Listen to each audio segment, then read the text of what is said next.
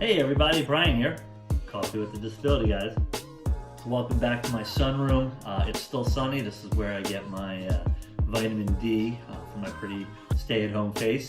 Anyway, I wanted to talk today actually about something very important, something that we've seen in the news a lot and has popped up, and that is really mental health.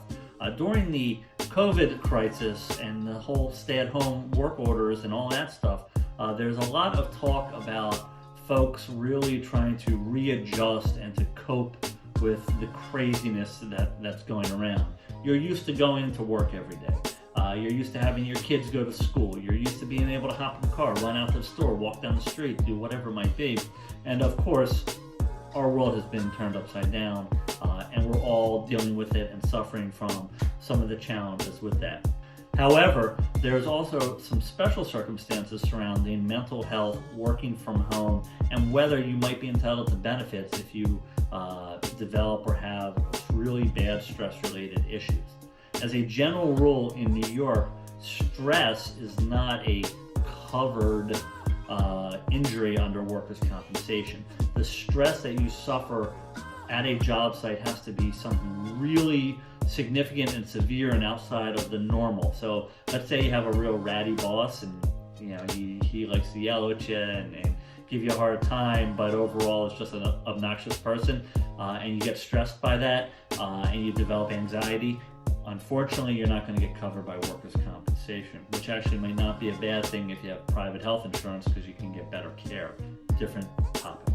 But what happens if you have a really severe situation? So the classic example is a secretary hears a gunshot and she runs to her boss's door. She opens up the door and she finds that the boss has killed himself, and she has a severe breakdown as a result of that happening and finding him. The courts going back 50 years have held that would be covered under New York State workers' compensation. Now, fast forward to 2020 and the COVID crisis.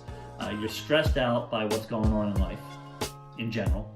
You're working from home. You might have family working from home as well.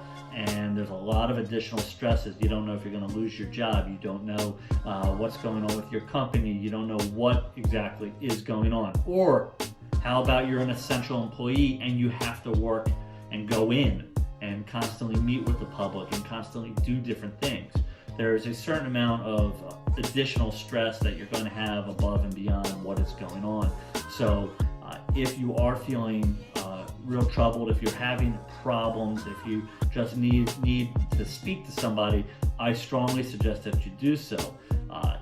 If you think it could be a workers' compensation claim because it's directly related to the work factors, you got to make sure you speak to the doctor or the therapist about that. And depending on the fact, it could be a claim. Also, just as a complete, separate point, a lot of payroll companies that pay all of our paychecks, it is my understanding they're providing some type of employee assistance. So you could check that out as well. But if you believe that the stress that you are under and the treatment that you are getting is somehow related to everything that is specifically going on and might be above and beyond the normal, get the medical care, and then you can always reach out to myself or somebody else, or even file the claim on your own, and that way you've at least protected yourself. I hope this helps out. I hope a cup of coffee is all that you need, and have a wonderful day.